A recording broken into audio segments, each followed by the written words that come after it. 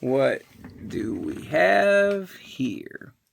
I always say I'm not gonna do much work on these things, these trash can planes, but I always start doing things.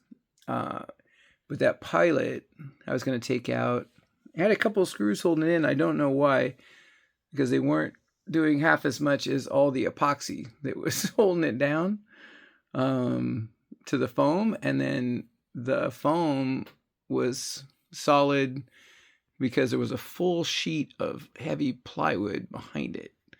No way to take it apart. Like I had to just take some needle nose pliers and just take little pieces at a time and just break them and break them.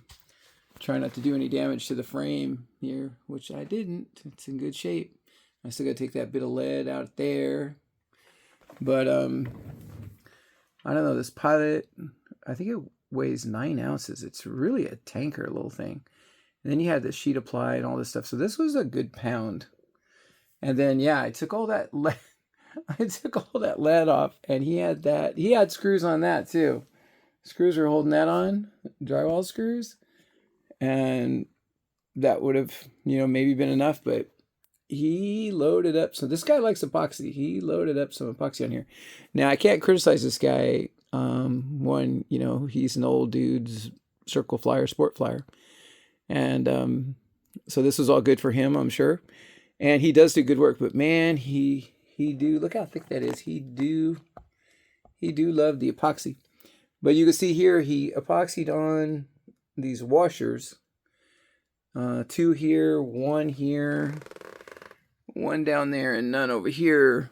No doubt to get the cowl ring to get at an angle that matched the angle of the spinner. So he didn't have any offsetting of the cowl. And even the extreme flight, like my edge over here is offset and stuff. They're just not that accurate with some of that stuff, but I don't worry about those types of things. It's just the incidences on the motor box, up and down and left and right. And that's all I worry about. And, these are disposable ARFs. And this is a trash can ARF. But yeah, he did those kind of things. He does use a lot of epoxy. But yeah, he did that stuff. And then you see he epoxied on some blocks right here. And this is good for these old guys that do like 4 or 5 flights, this type of setup. But for me, anybody who flies much, you will wear that sheath out. It'll all be off of there. All that braid will be cut through in no time.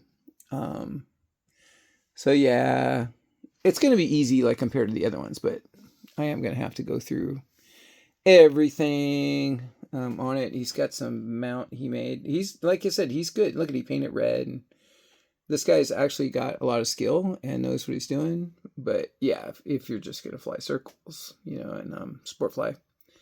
So he's got that up, which I guess he's feeling added to the cooling or helped him with the straps. I'm not sure which one, but yeah, that's all way too high. It was really hard to get the cowl off.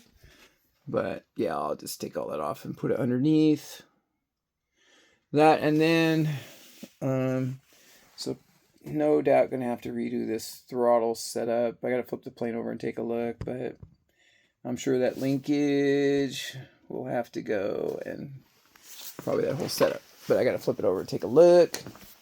You already know I got to do the elevator extensions because they're not long enough.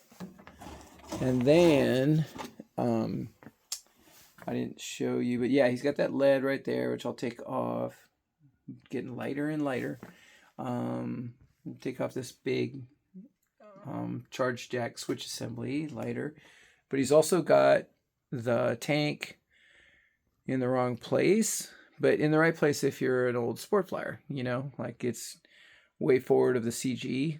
And I think he might have made that red plate for it, but that tray, I can take that out, more weight savings, because I'll throw it over here, over the CG on the wing tube. And yeah, this looks like it's concave enough, got a cavity enough for that. I think that's how the manufacturer intended it to be, was back here over the CG.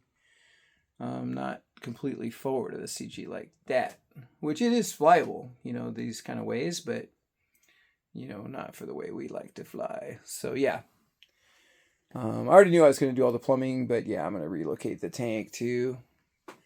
And let's see here, he's got that thing just cantilevered out in the front and then no foam whatsoever.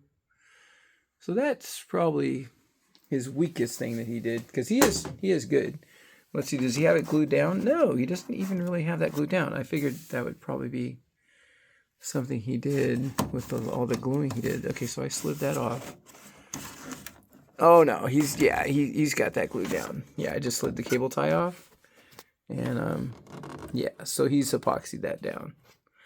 He do like his epoxy. There's something else I was gonna look for. There's just some strap right there. You can see there's a cable tie. I'm trying to focus on it. I wonder if does he have more lead? Yes, he do. Oh, he do. He got more lead strapped up underneath. So that's great. Oh, look, I got more of his plane. Let's see if I can get that on the camera. Yeah, right there. I got more lead. So I get lighter and lighter and lighter on this thing, and some of that plywood, probably. That he probably epoxied that on. So, yeah, not complaining about him. This, he's obviously skilled, and also did this all for him, so that he could sport fly. And, when you make these things nose heavy, they're way easier to sport fly. They're way easier to land. So I get it.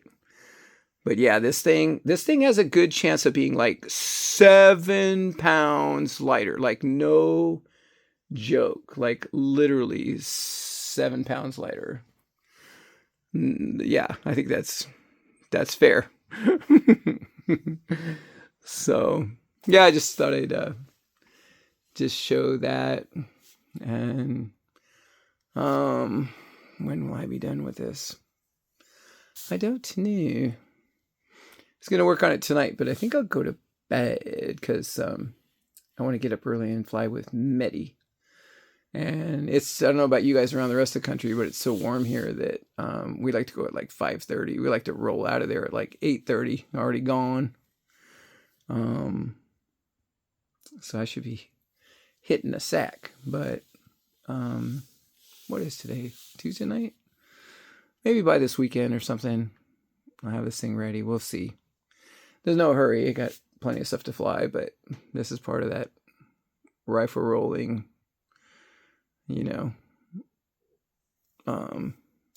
job not finished, unfinished business.